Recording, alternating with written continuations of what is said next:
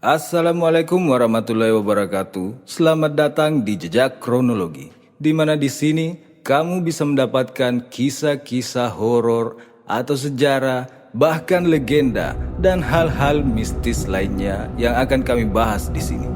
Tapi sebelumnya, jangan lupa tekan tombol subscribe dan nyalakan lonceng notifikasinya agar kalian tidak ketinggalan video-video terbaru dari kami.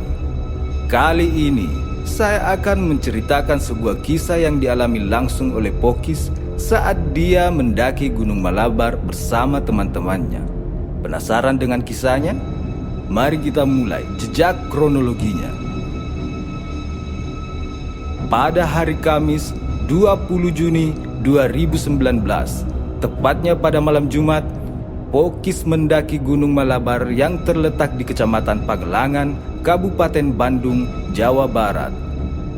Pokis berangkat bersama 5 temannya yang bernama Agan, Adul, Irgi, Kipot, dan Ahmad. Gunung ini memiliki ketinggian 2.343 meter di atas permukaan laut. Mereka berenam berangkat pukul setengah 6 sore menuju ke kampung terakhir sebelum jalur pendakian. Kampung tersebut bernama Cidulang. Sebelum sampai di perhentian terakhir, tempat mereka menitipkan kendaraan, mereka salat maghrib di masjid yang berada di perkampungan tersebut. Setelah selesai salat, mereka membeli sedikit logistik tambahan di sebuah warung yang terletak di dekat masjid tempat mereka melaksanakan salat tersebut. Ketika sedang mempacking ulang barang, seorang bapak tua yang keluar dari masjid tiba-tiba bertanya, "Mau pada kemana, Dek?" sambil berjalan menghampiri mereka. Mereka pun spontan menjawab sambil serentak menoleh ke arah bapak tersebut. "Ke Gunung Malabar, Pak." Dia pun melanjutkan pembicaraan dengan bilang, "Berani sekali ke Gunung Malabar malam-malam begini." Lalu Adul menjawab dengan lantang, "Ah, kan anak muda, Pak." sambil sedikit tertawa. Lalu bapak itu pun bilang, "Yang penting hati-hati ya, Dek. Malabar masih angker." Pokis pun menjawab sambil sedikit tersenyum, "Iya Pak, terima kasih." Setelah selesai melakukan packing ulang, mereka pun bergegas menuju ke tempat penyimpanan kendaraan yang terletak tidak jauh dari masjid tersebut. Setelah sampai di ujung pemukiman warga dan mereka sedikit berbincang dengan pemilik rumah tempat mereka menitipkan kendaraan, yang sekaligus dia adalah ketua RT di area pemukiman tersebut. Sekitar pukul setengah 7 malam, mereka mulai menyalakan 2 buah headlamp dan 1 senter, di mana hanya itu alat penerangan yang mereka bawa. Lalu mereka berdoa bersama dengan harapan dapat pergi dengan keadaan selamat dan pulang dengan keadaan selamat pula. Ketika selesai berdoa, mereka mulai melangkah mendaki menuju area perkebunan. Namun beberapa meter sebelum mulai masuk area perkebunan, ada yang cukup menyita perhatian mereka. Mereka digonggongi cukup lama oleh seekor anjing yang berwarna hitam, yang entah milik siapa, yang tentunya tidak terlalu mereka hiraukan. Mengingat di perkampungan seperti itu, memang sudah biasa terdapat banyak anjing penjaga hewan ternak maupun penjaga kebun. Meskipun anjing ini sedikit aneh, karena anjing di area tersebut biasanya terlihat bergerombol atau bersama tuannya. Tapi mereka tidak melihat satupun anjing lain ataupun orang selain mereka berenam di sekitar situ. Mereka pun memulai masuk area perkebunan saat itu. Baru sekitar 10 menit mereka berjalan memasuki area perkebunan, mereka semua mendengar suara yang suaranya seperti besi yang dipukul dengan besi yang berulang-ulang. Suaranya terdengar seperti terus-menerus berbunyi dengan nada yang statis. Mereka saling bertanya, suara apa itu? Karena menurut mereka, suara besi nyaring yang saling dipukulkan di tengah-tengah perkebunan dengan suara yang cukup nyaring terdengar aneh dan janggal. Mengingat mereka sudah cukup jauh dari pemukiman. Karena penasaran, mereka semua berpencar tidak terlalu jauh untuk mencari sumber suara tersebut. Namun, karena tidak menemukan sumber suara besi itu, mereka melanjutkan perjalanan dengan tidak terlalu menghiraukan suara besi yang cukup mengganggu itu. Walaupun suaranya tidak kunjung berhenti, mereka berjalan terus menapaki jalan-jalan setapak yang masih cukup datar dan belum terlalu menanjak. Lalu, mereka mulai memasuki hutan. Di perbatasan antara kebun dan hutan, mereka berenam kaget karena bertemu dengan sepasang lelaki dan perempuan yang sekitar berumur 25 tahun yang entah sedang melakukan apa di tengah gelapnya kebun malam-malam begini. Ketika mereka menyorotkan senter ke arah sepasang pemuda itu, tiba-tiba si pria gelagapan lalu berdiri seraya menggoyang-goyangkan peralon saluran pengairan kebun yang berada di dekatnya. Lalu dia bertanya, Mau pada kemana bro? Pokis pun menjawab sambil berlalu, "Ke Malabar." Sambil membicarakan apa yang sedang dilakukan sepasang pemuda itu, mereka terus berjalan hingga akhirnya tiba di pos 1. Di pos 1 mereka beristirahat cukup lama sambil merokok dan menyalakan api unggun.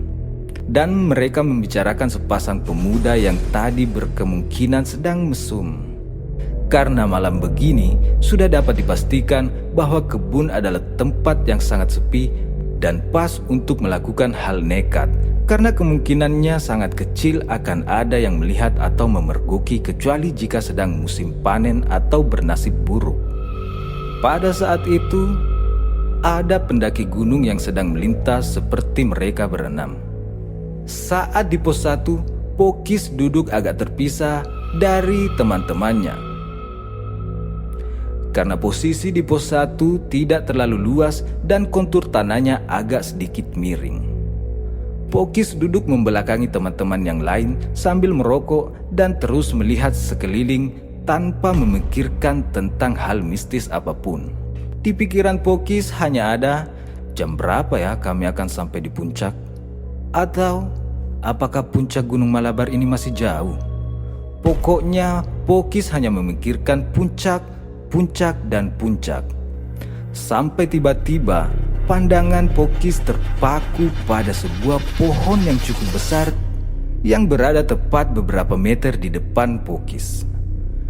Namun terlihat samar-samar seperti ada sosok kasar berwarna putih yang sedang berdiri di depan pohon tersebut. Pokis dan pohon itu tidak terhalang apapun, hanya terpisahkan jarak oleh jalan setapak yang cukup luas. Lalu tiba-tiba Adul menepuk pundak Pokis dan bilang, "Woi, kuenya enak nih." Sambil menyodorkan kemasan berwarna merah yang cukup besar. Pandangan dan pikiran Pokis pun langsung teralihkan dan mengambil beberapa keping kue yang Adul sodorkan tadi. Pokis pun mulai tidak terlalu menghiraukan makhluk berwarna putih apa yang Pokis lihat samar-samar di depan pohon besar tadi. Dengan dalih mungkin itu cuma perasaan saya. Tidak lama setelah kejadian itu, semua mendengar suara motor yang menyala. Suaranya terdengar statis seperti sedang dipanaskan. Namun saat itu mereka tidak terlalu menghiraukannya karena mereka menganggap itu hanya suara motor biasa yang melintas pada sekitaran pemukiman di bawah sana. Setelah selesai merokok dan selesai memakan beberapa cemilan, mereka semua kembali berdiri lalu melanjutkan perjalanan. Namun, baru beberapa meter mereka berjalan naik, kejanggalan lain mulai muncul.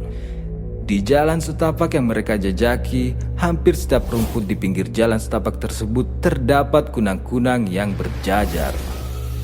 Kunang-kunang tersebut seolah menerangi jalan yang mereka lewati. Mereka pun terus berjalan dengan mulai sedikit merasa bahwa ada yang janggal dengan perjalanan pendakian malam Jumat ini. Namun, mereka masih belum terlalu menghiraukan dan masih berjalan dengan bercanda tawa. Setelah beberapa lama berjalan dari pos 1, mereka semua agak kebingungan dengan jalan yang mulai bercabang-cabang seiring hutan yang semakin lebat dan rapat. Yang membuat aneh adalah bahwa di antara mereka berenam, Irgi, Ahmad, dan Adul sudah pernah mendaki gunung ini beberapa kali sebelumnya. Namun, mereka juga merasa kebingungan dengan jalan yang mereka lalui itu. Mereka bertiga bilang, "Kok kayaknya jalannya beda ya. Agan dan Pokis pun mulai merasa jengkel karena menganggap Irgi, Adul, dan Ahmad itu pelupa. Padahal Irgi belum lama mendaki gunung ini. Namun mereka tetap berusaha berpikir dingin dan rasional. Mungkin karena ini memang perjalanan malam pertama mereka ke gunung ini. Jadi memang agak sulit untuk bernavigasi darat. Lalu mereka pun terus berjalan dengan perasaan dan pikiran yang mulai agak ragu. Apakah jalan yang kami lalui ini adalah jalan yang benar untuk bisa sampai ke puncak? Mengingat cabang jalan setapak yang kerap mereka lalui. Mereka pun terus berjalan sambil bercanda, berusaha mencairkan suasana dari keraguan dan rasa takut yang mulai muncul seiring memasuki hutan yang semakin lebat, gelap, dan semakin rapat. Mengingat karena sebenarnya Gunung Malabar ini belum menjadi gunung konvensional atau gunung yang dikelola oleh sebagai tempat wisata. Jadi, gunung ini masih cukup jarang dikunjungi oleh pendaki dan tentu hutannya masih cukup asri jika dibandingkan dengan gunung-gunung konvensional atau gunung wisata. Langit terlihat cukup cerah dan malam itu dengan bulan purnamanya yang terlihat bersinar terang di langit dan taburan bintang-bintang yang bisa kita lihat sebelum memasuki hutan, sekarang mulai sedikit tidak terlihat. Tertutup pohon-pohon di dalam hutan yang semakin rapat dan membuat suasana mulai mencekam. Mereka masih ragu dengan jalan yang mereka lalui itu. Apakah ini jalan yang benar yang bisa sampai ke puncak? Ditambah lagi dengan suara besi yang mereka dengar di beberapa menit ketika awal pendakian masih saja terdengar saat itu. Padahal sudah sekitar 2 atau 3 jam mereka berjalan. Suara motor yang mereka dengar di pos 1 tadi itu pun masih juga terdengar sampai saat itu. Bahkan tidak menjauh dan tidak mendekat, apalagi menghilang. Dan kunang-kunang yang sedari tadi mereka lihat berjajar di setiap pinggiran jalan setapak yang mereka pijak masih terlihat dan menyala yang berwarna khas, bahkan rasanya terlihat semakin banyak. 1 dari 2 headlamp yang mereka bawa mulai error dan seringkali mati nyala sendiri. Dan satu-satunya senter yang mereka bawa sudah dalam keadaan sangat redup dan sudah tidak memungkinkan untuk digunakan menerangi perjalanan. Mereka pun memutuskan untuk mengeluarkan handphone masing-masing yang mereka bawa dengan maksud untuk menyalakan senter untuk membantu menerangi perjalanan sebagai ganti headlamp dan senter yang sudah tidak dapat digunakan. Sedangkan headlamp yang masih menyala cukup normal milik Pokis digunakan oleh Kipot. Pokis pun semakin merasa janggal dengan perjalanan ini. Namun, dia tidak mau banyak bicara dan membuat suasana perjalanan semakin mencekam. Mereka terus berjalan menyusuri hutan yang semakin dingin dan lebat seiring waktu yang melaju semakin malam. Menurut Irgi, Adul, dan Ahmad yang sudah pernah beberapa kali mendaki ke Gunung Malabar, estimasi pendakian ke puncak Gunung Malabar paling lama adalah 4 jam ketika mulai berjalan dari Kampung Cidulang, tempat mereka menitipkan kendaraan tadi. Sedangkan jam di tangan mereka menunjukkan pukul 9 malam kala itu. Mereka pun memperkirakan akan sampai di puncak gunung paling lambat jam 10 atau setengah 11 malam, mengingat mereka tidak berangkat selepas maghrib dan mereka tidak terlalu banyak beristirahat lama selain di pos 1 tadi. Ketika mereka sedang berjalan di jalan yang cukup menanjak, tiba-tiba Pokis melihat ada cahaya yang tersorot dari arah depan, lalu mendengar samar-samar seperti ada yang memanggil. Tanpa berpikir panjang, Pokis pun sontak bilang, "Ada pendaki lain bro, itu di depan." Seraya menunjuk ke arah cahaya itu berada. Mereka pun merasa lega ketika melihat cahaya yang dianggap mereka itu adalah cahaya senter dari sekelompok pendaki. Mengingat suasana gunung ini yang sangat sepi dan jarang ada yang mendaki, dan mengingat kami sedang dalam posisi tidak pasti bahwa apakah jalan yang kami lalui sedari tadi ini adalah jalan yang benar untuk bisa sampai ke puncak. Mereka berenam lalu berlari berusaha secepat mungkin menghampiri cahaya tersebut, berharap ada pendaki lain yang mendaki di malam Jumat begini, sehingga suasana bisa berubah menjadi lebih ramai. Namun ketika cukup jauh berlari, mereka bukannya menemukan apa yang mereka harapkan. Ternyata mereka hanya sampai pada sebuah batu besar yang bisa dipijak karena tidak terlampau tinggi. Vegetasi cukup terbuka dan mereka bisa melihat langit dengan bulan purnama yang bersinar terang. Taburan bintang-bintang, juga sedikit cahaya lampu kota di bawah sana. Mereka cukup kecewa karena ternyata tidak ada satu orang pun di situ. Dan entah cahaya apa yang mereka lihat tadi. Tapi karena pemandangan itu, mereka jadi tidak terlalu menghiraukan cahaya apa yang tadi mereka lihat. Karena pemandangan saat itu sangat-sangat indah. Mereka terdiam cukup lama di atas batu itu sambil mulai merokok dan mulai kembali bercanda tawa. Mengingat mereka tidak bisa melihat apapun selama berjam-jam selain hutan yang rapat dan gelap. Mereka pun merasa sedikit terhibur dan suasana pun menjadi cair. Namun tidak lama kemudian, Kipot yang sedari tadi selalu memulai candaan dengan kelakuan lucunya mengatakan, Nyium bau nggak sih? disusul kami semua yang mengangguk karena mencium aroma seperti bau belerang saat itu ya. Aneh, padahal Gunung Malabar bukanlah gunung vulkano atau gunung berapi dan tidak memiliki kawah ataupun kaldera. Mereka semua cukup kaget mencium aroma tersebut. Namun Ahmad dengan santainya bilang, Ini mah bau telur busuk. Gue nggak suka.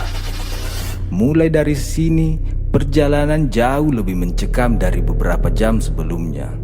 Dengan suara besi yang masih terdengar jelas, suara motor yang statis seolah tidak menjauh dan tidak mendekat masih terdengar, dan kunang-kunang yang masih hinggap di sepanjang pinggiran jalan. Mereka berenam lalu tetap melanjutkan perjalanan. Target mereka adalah pos 4 sebelum puncak, di mana itu akan menjadi tempat peristirahatan yang terakhir sebelum melanjutkan perjalanan dan bermalam di puncak. Karena berdasarkan pengalaman Adul, Irgi dan Ahmad, jarak dari pos 4 ke puncak tidak terlalu jauh. Mereka pun berjalan kembali memasuki hutan yang rapat dan gelap dengan masih berusaha berjalan sambil bercanda dengan posisi Kipot di paling depan sebagai leader, disusul Adul, lalu Ahmad, Agan, Pokis, dan Irgi di paling belakang sebagai sweeper. Waktu pada jam tangan sudah menunjukkan pukul 10 malam kala itu. Jika berpatok pada estimasi pendakian, berarti pos 4 dan puncak gunung tidak jauh lagi. Jika ada yang bertanya kenapa sedari tadi pos 2 dan pos 3 sama sekali tidak dibahas ataupun disinggung, itu karena memang selama perjalanan pendakian mereka tadi tidak menemukan pos lain selain pos 1 dan pos 4. Pos 1 memiliki ciri ukuran tempat yang cukup luas dan mereka menyimpulkan pos 1 berdasarkan informasi dari Adul, Irgi dan Ahmad yang telah beberapa kali mendaki ke Gunung Malabar. Dan berdasarkan penuturan mereka saat pertama kali mendaki ke Gunung Malabar, di pos 1 ini ada plat bertuliskan pos 1 yang terpasang di sekitar tempat yang mereka simpulkan adalah pos 1 di bawah tadi. Sedangkan pos 4 menurut penuturan Adul, Irgi dan Ahmad memiliki plat bertuliskan pos 4 yang terpasang pada pohon besar. Mereka pun terus berjalan menyusuri dedaunan tinggi yang tingginya lebih tinggi dari tubuh mereka. Sesekali mereka menemukan akar pohon yang rapat melingkar, mempersempit jalan yang mereka lalui. Tumbuhan tersebut membentuk sebuah terowongan yang membuat mereka harus membungkuk, bahkan merangkak untuk melewatinya. Mereka pun terus berjalan dengan melewati dedaunan tinggi dan pepohonan rapat. Sampai akhirnya Adul bilang, Pos 4 oi. Kipot yang berada di belakang Adul langsung berlari bersemangat menuju ke tempat Adul. Ketika sampai di tempat itu, mereka berenam langsung terduduk dan membuka sedikit cemilan untuk mengisi perut dan mulai kembali merokok. Setelah cemilan habis, Ahmad yang sedari tadi melihat sekeliling tiba-tiba bilang, Dul, seingat gua, bukan ini pos 4-nya. Adul pun langsung melihat sekeliling dan tidak menemukan pohon besar yang terpasang plat bertuliskan pos 4. Lalu Adul bilang, Iya benar, ayo lanjut jalan aja. Kipot pun langsung berjalan dan bilang, Anjay, tertipu kita. Ternyata ini pos 4 palsu. Pokis dan beberapa temannya yang mendengar hal itu langsung sontak berdiri dan melanjutkan perjalanan. Namun pada saat itu Irgi sempat meninggalkan sampah plastik kemasan bekas cemilan di atas batu tempat dia duduk tadi. Di gunung kita memang tidak boleh dan sebenarnya kita tidak bisa membuang sampah sembarangan. Namun Pokis punya firasat lain dan berniat akan membawa sampah ini esok ketika mereka turun dari gunung. Mereka pun terus berjalan berharap segera menemukan pos 4. Berjalan terus dan terus sampai waktu sudah menunjukkan pukul 12 malam. Namun tidak kunjung juga menemukan pos 4. Mereka pun merasa semakin janggal. Suara besi dan suara motor tanpa mereka sadari ternyata sudah menghilang. Namun kunang-kunang yang di pinggiran jalan setapak masih terlihat. Kipot yang sedari tadi yang paling sering memulai candaan sekarang sudah mulai terdiam. Dengan sedikit-sedikit berhenti berjalan, membuat mereka semua otomatis berhenti berjalan juga. Ketika berhenti, Kipot bertanya kepada Adul yang berada tepat di belakangnya. Dul, lihat itu, di depan ada apa? Seraya menoleh ke arah belakang dengan suara yang cukup pelan, Adul yang sambil tertunduk menjawab seolah bahwa dia sudah memeriksa apa yang ada di depan. Nggak ada apa-apa, Pot. Ayo lanjut aja. Tidak lama itu, mereka semua mendengar suara. Suara itu seperti sangat berat dan terdengar seperti lelaki tua. Suaranya sangat cukup jelas. Minta rokok. Mereka semua yang mendengar itu sontak berhenti berjalan, lalu saling tatap-tatapan dengan wajah yang tegang dan takut. Adul yang berusaha menghiraukan suara tersebut lalu bilang, Ayo, lanjut aja, Pot. sambil sedikit mendorong carrier Kipot. Mereka lanjut berjalan dengan formasi semakin rapat. Mereka saling berpegangan pada tas carrier yang ada di depan mereka, dengan Kipot yang masih di posisi paling depan dan Irgi yang berada di paling belakang sebagai sweeper. Pokis yang sedari tadi merasa seperti ada yang mengikuti, mulai mendengar suara seperti langkah kaki yang terletak di belakang Irgi. Karena khawatir, sedikit-sedikit Pokis menoleh ke arah belakang untuk memastikan Irgi masih ada dan baik-baik saja. Lalu Pokis bilang, Ayo Gi, pegang tas karir gua. Dengan suasana yang semakin mencekam dan candaan yang sudah tidak sanggup mereka lontarkan lagi, mereka terus berjalan. Waktu semakin malam. Kala itu jam tangan sudah menunjukkan pukul 12 lebih. Mereka semakin panik karena pos 4 tidak kunjung terlihat juga.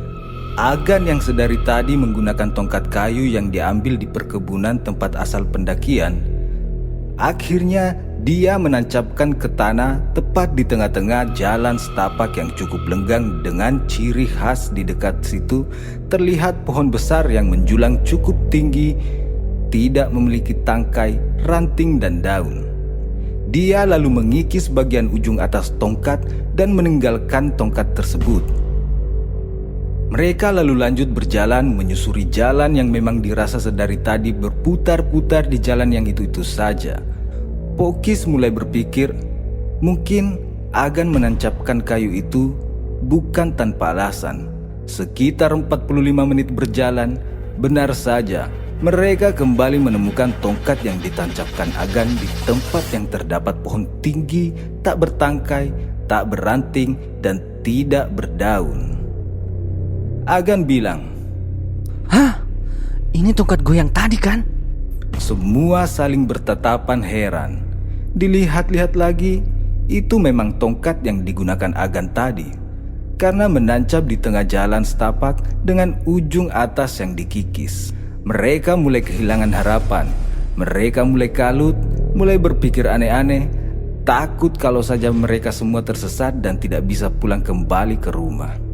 Pokis mengira kejadian berputar-putar seperti ini hanya ada di film-film horor atau cerita omong kosong belaka. Namun ternyata Pokis mengalaminya sendiri kala itu. Di tengah rasa panik yang mereka rasakan, Agan mencoba menenangkan semua dengan berkata, Udah, sekarang kita duduk dulu. Ayo berdoa. Mereka serentak duduk di tempat itu dan mulai berdoa dengan diiringi rasa yang campur aduk. Mereka terduduk cukup lama, panik, takut dan gelisah, bingung harus melanjutkan atau kembali pulang. Setelah selesai berdoa, sedikit berdiskusi, dan Pokis mengingat pelajaran survival yang Pokis pelajari bahwa jika tersesat di gunung, cari tempat yang paling tinggi di antara tempat tersebut. Jika ingin menemukan pemukiman, ikuti aliran sungai. Karena tidak ada sungai di sekitar tempat tersebut, Pokis pun menyarankan untuk melanjutkan naik, mengingat waktu sudah terlalu larut.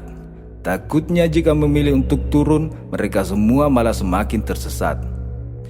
Hutan ini sangat rapat dan gelap. Lampu senter yang mereka gunakan, dayanya pun sudah mulai melemah.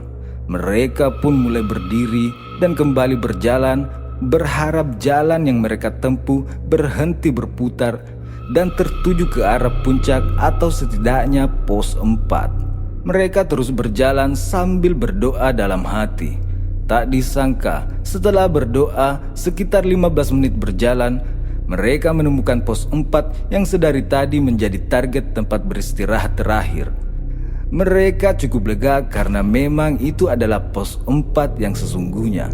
Mengingat akan penuturan Adul, Irgi dan Ahmad bahwa ada plat besi bertuliskan pos 4 yang terpasang pada pohon besar. Mereka pun duduk di sana, membuat api unggun dan menaruh tas carrier yang berjam-jam mereka bawa di punggung. Irgi, Kipot dan Ahmad duduk membelakangi pohon yang terpasang plat pos 4 dan Adul, Agan, Pokis duduk berhadapan dengan mereka. Mereka terpisahkan oleh api unggun yang berada di tengah. Karena sudah tersesat berjam-jam, mereka pun berencana bermalam di pos 4 karena waktu itu sudah menunjukkan pukul 1 malam yang mana melenceng 3 jam dari perkiraan estimasi waktu pendakian normal dan mereka semua sudah sangat lelah. Ditambah lagi, Irgi bilang dia sangat mengantuk dan tidak sanggup lagi melanjutkan perjalanan. Mereka pun memutuskan untuk bermalam di pos 4 ini sampai menunggu pagi hari datang untuk kemudian bisa turun dengan lebih lancar. Di pos 4 mereka memilih untuk masak dulu dan membuat kopi daripada mendirikan tenda karena perut mereka sudah sangat lapar saat itu. Agan, Adul dan Pokis mulai memasak dari logistik yang mereka bawa.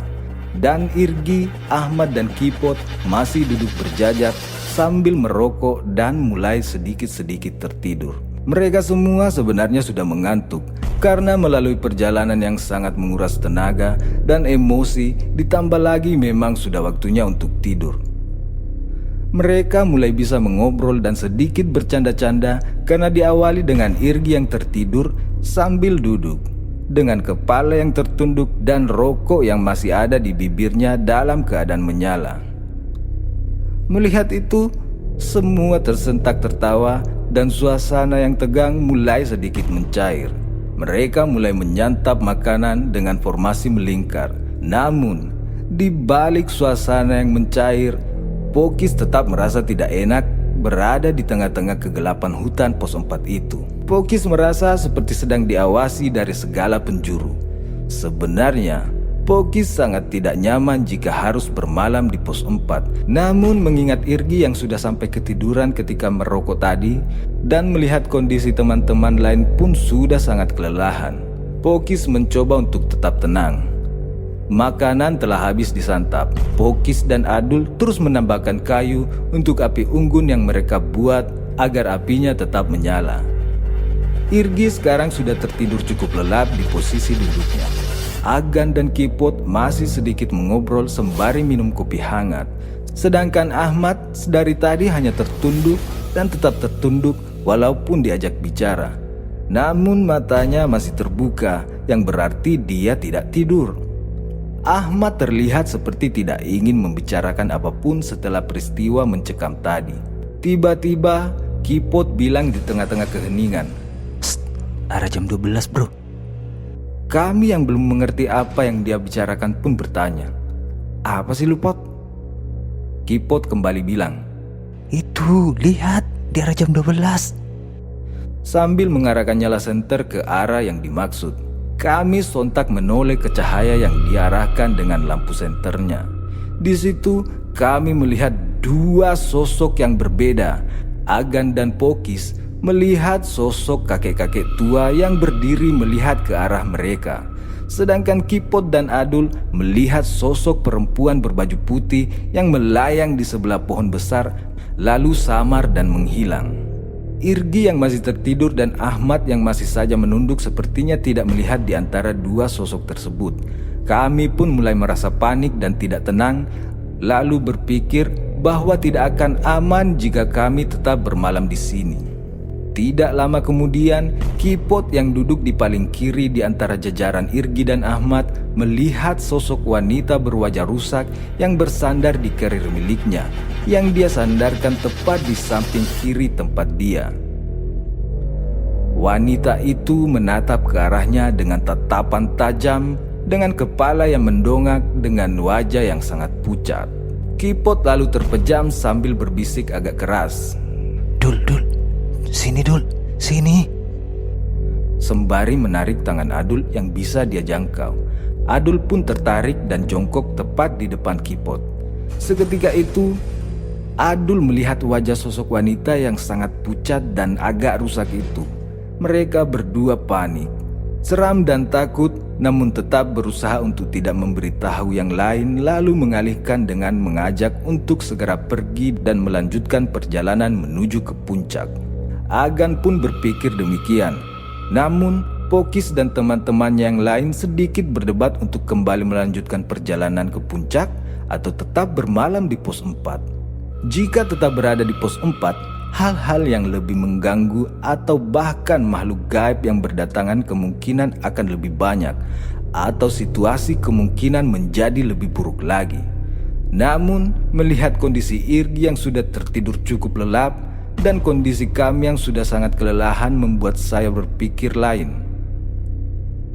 Saya menyarankan untuk bermalam di sini saja. Takutnya jika melanjutkan perjalanan, kita akan tersesat dan berputar-putar lagi seperti tadi. Akhirnya, setelah sekitar setengah jam mereka berdebat di pos 4, mereka memutuskan untuk berkemas dan melanjutkan perjalanan. Pokis membangunkan Irgi, berharap karena sudah tidur walaupun sebentar, dia akan sanggup untuk melanjutkan perjalanan. Jam 2 dini hari, mereka mulai kembali melanjutkan perjalanan mengikuti jalan setapak yang tunggal yang mengarah ke atas. Mereka semua berjalan dengan setengah mengantuk karena baru Irgi saja yang terlelap tidur. Itu pun hanya sebentar.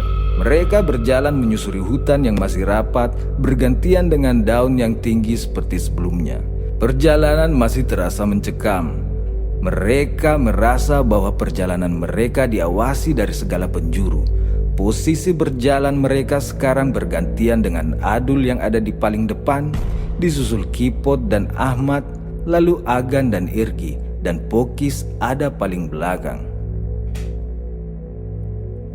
Tidak ada hal yang mengganggu secara fisik selama perjalanan ini, namun mereka masih tetap merasa diawasi dari segala penjuru. Mereka terus berjalan sambil berharap perlahan vegetasi akan mulai sedikit terbuka, yang artinya itu menandakan bahwa puncak tidak lagi jauh. Lalu, mereka kembali menemukan tumbuhan yang menjalar ke tengah membentuk seperti terowongan seperti di bawah tadi. Namun, yang ini sedikit lebih berbeda. Terowongan ini terbentuk dari tumbuhan bambu kuning yang ukurannya cukup kecil dibandingkan bambu kuning pada umumnya. Mereka pun melewati terowongan tersebut dengan posisi berjalan tertunduk. Dan ketika mereka semua telah melewati terowongan itu, baru beberapa langkah terdengar suara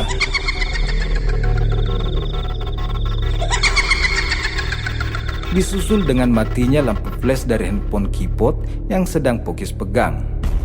Terdengar suara itu seperti suara perempuan. Suaranya cukup melengking dan terdengar cukup jelas. Entah dari mana sumber suaranya, namun terdengar tidak terlalu jauh dari tempat mereka berdiri. Langkah mereka pun berhenti dengan saling menatap satu sama lain. Kipot dengan wajah yang tegang lalu bilang, Dengar kak? mereka semua langsung mengangguk menjawab dengan suara pelan dan muka yang tegang. Ya. Suaranya masih terdengar ketika mereka berhenti. Mereka berpikir apakah mungkin itu suara pendaki lain yang sedang menuju ke puncak atau seorang perempuan yang tersesat. Tapi Ahmad langsung mematahkan dugaan itu dengan bilang, Udah, ayo lanjut. sepertinya Ahmad tidak ingin membahas suara itu. Mereka kembali lanjut berjalan dengan suara teriakan yang masih terdengar. Mereka pun terpaku dengan pikiran bahwa itu adalah suara makhluk gaib yang mungkin bermaksud kembali menyesatkan mereka. Mereka terus berjalan dan waktu sudah menunjukkan pukul 2.20 malam. Mereka sedikit bersyukur karena seperti yang mereka harapkan, vegetasi mulai terbuka. Hutan yang tadinya rapat dan gelap sudah mulai berjarak dan mereka bisa mulai melihat langit dengan bulan purnamanya yang bersinar terang. Ketika mereka mulai bisa melihat ke arah atas, mereka bermaksud bertanya kepada ketiga orang yang sudah pernah ke sini sebelumnya. Masih jauh nggak sih? Adul pun menjawab dengan sigap Enggak, itu puncaknya. sambil menunjuk ke arah sebuah pohon yang tidak berdaun yang terlihat tidak terlalu tinggi. Rupanya pohon itu adalah ciri khas puncak Gunung Malabar. Mereka jadi cukup bersemangat mendengar Adul berkata demikian. Mereka berusaha mempercepat langkah dengan harapan segera sampai ke puncak. Namun, ternyata ada hambatan lain. Jalan setapak tunggal yang sedari tadi dipijak berujung pada jalan buntu yang terhalang sebuah batu besar dan tumbuhan yang sangat lebat. Agan pun bertanya kepada 3 orang yang pernah mendaki ke gunung ini sebelumnya. Duh, jalannya buntu. Gimana nih? Dengan nada yang agak jengkel, Kipot dan Ahmad pun berbalik arah mencari barangkali ada cabang lain di sekitar jalur itu. Mereka berpencar tidak terlalu jauh untuk mencari jalan yang bisa dilewati untuk sampai ke puncak. Setelah beberapa menit berjalan, Agan menemukan jalan yang bisa dilalui, yaitu jalan yang melipir ke arah kiri dari jalan buntu yang terdapat batu tadi. Mereka pun mulai menerobos ke arah kiri dengan pijakan yang sangat sempit, sambil berpegangan pada tumbuhan di sekitar yang cukup kuat untuk menahan beban tubuh mereka. Alhamdulillah, puncak oi. Kata Adul yang berada paling depan berteriak. Pokis yang berada di paling belakang langsung bergegas mempercepat langkah, ingin segera melihat puncak gunung dan beristirahat dengan tenang di atas sana. Setelah bisa melewati jalan sempit itu, mereka semua lega karena benar-benar sampai di puncak. Sesampainya di puncak, hal yang pertama mereka lakukan adalah menaruh tas carrier dan membuat lingkaran cukup besar dengan posisi saling membelakang, lalu buang air kecil. Karena mereka semua tidak ada yang berani buang air kecil selama perjalanan mereka tadi yang mencekam. Bahkan saat beristirahat sekalipun, mereka lebih memilih menahan kencing mereka karena disebabkan rasa takut yang sangat menghantui. Setelah itu, mereka mengumpulkan kayu bakar dan mulai menyalakan api unggun. Waktu saat itu menunjukkan pukul 2:37 dini hari, di mana itu melenceng 4,5 jam dari perkiraan estimasi waktu pendakian normal. Yang mana itu memunculkan pertanyaan di benak mereka semua. Kemana mereka sampai tersesat 4 jam lamanya? Di puncak gunung mereka merasa agak sedikit lebih baik karena tidak ada lagi bunyi besi dan suara yang mengganggu lainnya. dan tidak terdengar suara motor lagi. Dan tidak terlihat lagi kunang-kunang yang menyala di sepanjang sisi jalan setapak yang selama ini mereka lewati. Tidak ada lagi suara-suara aneh yang asalnya entah dari mana. Tidak ada lagi penampakan makhluk-makhluk gaib. Dan tidak terdengar lagi suara teriakan perempuan yang tadi terdengar tidak terlalu jauh sebelum sampai ke puncak. Dan mereka tidak lagi merasa ada yang mengawasi dari segala penjuru. Mereka merasa puncak gunung ini adalah area paling aman dari semua bagian gunung dan hutan yang telah mereka lewati berjam-jam tadi. Mereka mulai sedikit saling bercerita tentang hal apa saja yang janggal yang masing-masing mereka lihat, mereka dengar, atau mereka rasakan selama perjalanan yang sangat berbeda dengan perjalanan mereka ke gunung-gunung lain sebelumnya. Mereka duduk melingkari api unggun yang tidak terlalu besar nyalanya. Lalu Irgi mengawali pembicaraan dengan bilang, Sebenarnya gue dari tadi pengen buang air kecil dari sebelum nyum belerang. Tapi gue takut kayak ada yang ngikutin. Pokis yang mendengar suara langkah kaki di belakang Irgi langsung menyahut, "Iya, semenjak bau belerang itu, gue juga mendengar di belakang lu ada suara orang jalan. Makanya gue sering noleh lihat ke arah belakang, takut lu hilang." Sambil sedikit tertawa. Lalu Kipot mulai membahas tentang apa yang dia lihat selama dia berjalan di paling depan. Sebenarnya dari tadi saya sering berhenti jalan gara-gara sering lihat kakek-kakek. Terus waktu di pos 4, saya juga melihat ada sosok wanita berbaju putih yang terbang dekat-dekat pohon situ, yang bikin gue takut banget. Mendengar pos 4, Abdul langsung menyahut, Lu gak ingat sosok wanita yang ada di samping kerel lu, yang mukanya rusak, hancur? Kipot langsung menjawab, "Iya, gue juga lihat tadi di samping kerel lu ada cewek yang mukanya rusak, parah banget rusaknya."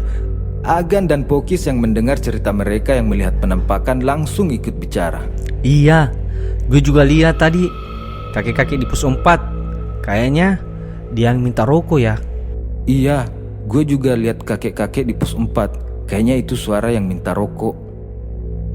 Ahmad yang sedari tadi tidak banyak bicara tiba-tiba bilang, Iya, tadi gue juga lihat perempuan serem yang ada di pos 4. Di situ Pokis mengerti kenapa Ahmad tidak mau banyak mengobrol dan selalu tertunduk di pos 4 tadi. Lalu Kipot tiba-tiba menyahut nyeleneh sambil bangkit dari tempat duduknya dan bilang dia ingin tidur dengan menggantungkan sleeping bag-nya di pohon dan tidur dengan posisi berdiri. Mereka yang mendengarnya langsung tertawa karena Kipot yang selalu punya bahan candaan telah kembali setelah berjam-jam diam tidak sanggup bercanda di perjalanan karena saking mencekamnya. Waktu semakin beranjak menuju pagi. Irgi, Adul dan Ahmad sudah terlelap di atas tenda yang digelar di tanah. Sedangkan Agan, Kipot dan Pokis masih mengobrol sambil merokok di depan api unggun, sambil sesekali keke membicarakan tersesat kemana mereka tadi. Mereka bertiga terjaga sampai sekitar jam 5 pagi. Sampai akhirnya mereka pun tertidur di depan api unggun. Hanya tidur 1 jam, Agan dan Kipot mulai terbangun dan membangunkan Pokis. Namun Pokis memilih untuk tetap tidur karena merasa masih sangat mengantuk. Irgi juga terbangun kala itu. Sedangkan Ahmad dan Adul masih terlelap di atas tenda yang digelar. Jadi tenda mereka itu tidak didirikan ya teman-teman, tapi digelar begitu saja. Agan dan Irgi mengambil foto karena saat itu matahari sedang terbit dengan dominasi warna merah yang sangat cantik di ujung timur sana. Sedangkan Kipot sibuk mengurusi perut karena lapar. Pukul 7 pagi, Pokis mulai terbangun. Dan 5 teman lainnya sudah terbangun lebih dulu dan sebagian sedang memasang hammock dan sebagian lagi sedang memasak. Dan ada juga yang mengabadikan momen puncak Gunung Malabar kala itu. Mereka semua kemudian sarapan dan minum kopi hangat pagi hari itu. Karena tidak ingin terkena terik di perjalanan pulang, mereka segera mengemas barang dan mendokumentasikan beberapa gambar sebelum akhirnya berdoa dan mulai berjalan pulang pada Jumat pukul 8.45 pagi.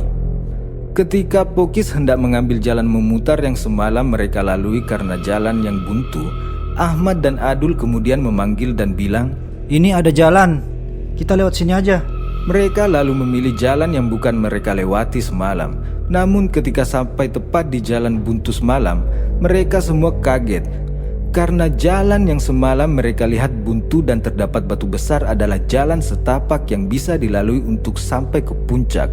Dan jalan ini lenggang, terbuka lebar dan tidak ada apapun yang menutupi. Jadi semalam itu, batu apa yang sebenarnya yang menghalangi jalan? Padahal ketika pagi hari, batu dan semak belukar itu sudah tidak ada. Mereka pun cukup kaget karena semalam yang mereka lihat dengan jelas adalah jalan yang buntu yang tertutup oleh batu besar dan tumbuhan lebat yang menjalar. Ditambah lagi, jalan ke kiri yang mereka lalui semalam adalah jurang yang sangat dalam dan tidak terlihat ada yang bisa dipijak.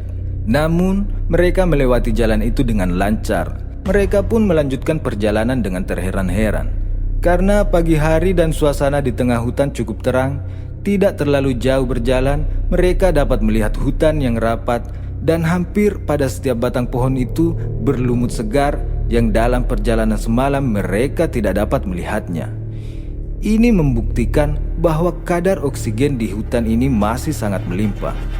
Tidak ingin melewatkan pemandangan yang indah ini, mereka mulai mendokumentasikan gambar di sana. Beberapa menit mereka berfoto sambil merokok. Karena meskipun matahari sudah cukup terik, namun hutan yang rapat membuat suhu di sana tetap dingin. Setelah cukup puas mengambil gambar dan menikmati hutan lumut, mereka kembali berjalan turun dan tidak terlalu lama mereka sudah tiba di pos 4. Mereka memutuskan untuk sejenak singgah di pos 4 sembari memakan cemilan dan menyalakan api unggun. Mengingat suhu masih dingin karena hutan yang rapat sulit tertembus sinar matahari. Waktu pada jam tangan menunjukkan pukul 9 tepat kala itu. Di pos 4 mereka masih membicarakan beberapa kejadian mencekam semalam. Dan sebenarnya saat itu, meskipun sudah pagi hari, Pokis tetap merasa di sana mereka masih diawasi dari segala penjuru. Pokis pun masih merasa kurang nyaman berada di pos 4. Sekitar 5 menit mereka beristirahat di pos 4. Mereka kembali melanjutkan perjalanan turun dengan langkah yang tidak terlampau cepat. Pokis teringat untuk membawa sampah kemasan cemilan yang Irgi tinggalkan semalam, karena mereka memang tidak terbiasa membuang sampah di atas gunung. Namun, setelah 15 menit perjalanan, mereka sudah tiba di batu tempat vegetasi terbuka di mana mereka mencium aroma seperti bau belerang semalam. Mereka berenam pun kaget dan bingung, mengingat perjalanan semalam dari batu itu menuju ke pos 4 memakan waktu berjam-jam, mungkin 3-4 jam. Namun, pagi ini pos 4 mereka lalui hanya dengan waktu 15 menit saja. Jika alasannya karena jalan menurun itu lebih cepat, tapi rasanya itu tidak mungkin secepat itu. Mengingat jalan dari pos 4 sampai ke batu ini tidak terlalu menurun, bahkan bisa dibilang datar. Ditambah lagi, mereka tidak menemukan beberapa tempat seperti tumbuhan yang membentuk terowongan yang mereka sering lewati semalam. Mereka juga tidak menemukan tempat berbatu, tempat Irgi meninggalkan kemasan cemilan yang awalnya mereka kira itu adalah pos 4. Mereka pun saling bertatapan dan berasumsi bahwa perjalanan semalam memang sangat aneh. Namun, tiba-tiba Kipot kembali berjalan sambil bilang, "Berarti semalam kita tur dan travel gratis, bro." Kami pun jadi tertawa mendengarnya. Sambil mengikuti Kipot melanjutkan berjalan turun. Perjalanan turun tidak seperti perjalanan menuju ke puncak pada malam hari sebelumnya. Mereka sangat bersyukur tidak ada hambatan apapun. Mereka mulai berjalan dengan cukup cepat seiring jalan yang semakin menurun dibandingkan di sekitaran pos 4 tadi. Mereka sudah sampai di perkebunan sekitar jam 10 pagi dan bertemu dengan beberapa orang yang hendak berkebun dan saling sapa. Habis dari mana, Dek? Seorang ibu-ibu parubaya bertanya kepada mereka saat melewati sebuah bangunan kayu seperti saung di tengah-tengah kebun. Terdapat beberapa orang di sana. Agan pun menjawab, Dari Gunung Malabar, Bu. ibu-ibu tersebut menjawab seperti bapak di masjid kemarin. Aduh, berani banget ke Malabar. Namun mereka hanya menyahut, permisi pak, bu, seraya terus berjalan. Sekitar 15 menit mereka pun tiba di pemukiman bernama Kampung Cidulang, tempat mereka menitipkan kendaraan semalam. Namun sebelum ke tempat menitipkan motor, mereka terlebih dahulu singgah di sebuah warung yang terletak tidak jauh dari tempat penitipan motor. Mereka membeli beberapa gorengan, kopi, dan juga rokok karena logistik mereka sudah habis sejak dari pos 4.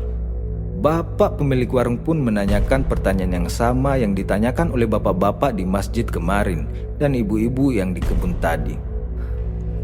Pada dari mana, Nak? Sambil memberi makan anjing peliharaannya, Pokis pun menjawab, ini habis dari puncak Gunung Malabar, Pak. Oh, dari puncak besar ya? Iya, Pak. Agan yang tanpa ditanya lalu tiba-tiba bilang, Ini tuh semalam tersesat, Pak. bapak itu pun menyodorkan beberapa gelas kopi yang kami pesan tadi.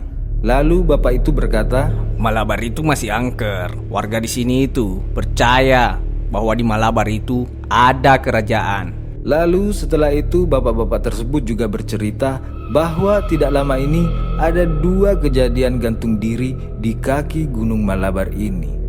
Kami yang hanya mendengarkan cerita si bapak cukup kaget dan agak ngeri jika mengingat-ingat perjalanan kami semalam. Lalu Irgi yang sudah selesai menghabiskan 1 batang rokok tiba-tiba bilang, Ayo pulang, takut nggak keburu salat Jumat. tiba-tiba bapak pemilik warung itu menoleh dengan wajah yang terlihat heran. Seraya mengatakan, Emang kalian naik hari apa? Pokis pun menjawab, hari Kamis sore kemarin pak, malam Jumat. Si bapak lalu bertanya, Kemarin? Kan ini hari Minggu. 3 hari 3 malam kan kalian di atas. mendengar si bapak berbicara demikian, mereka semua pun langsung bingung dan kaget.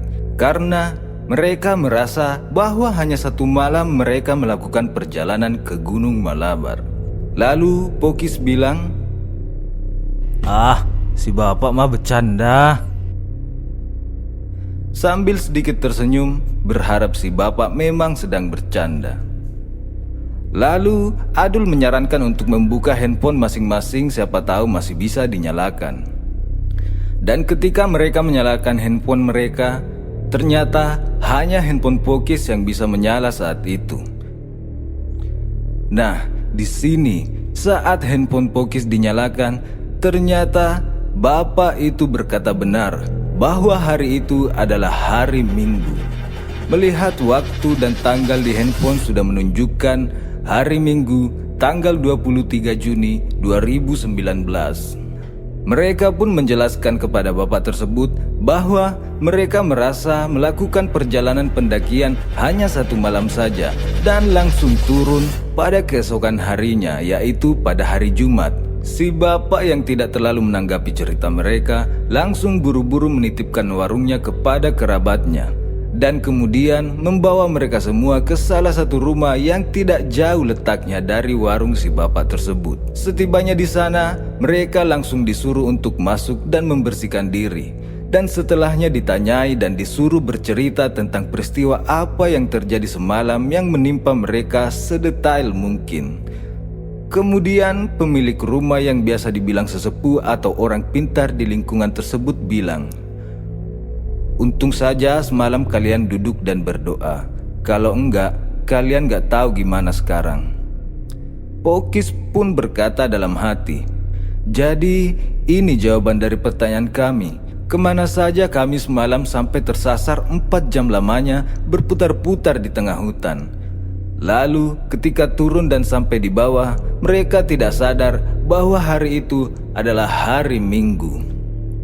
Nah, itu dia cerita pendakian mistis dari Pokis yang tersesat 4 jam di dalam dimensi gaib Gunung Malabar.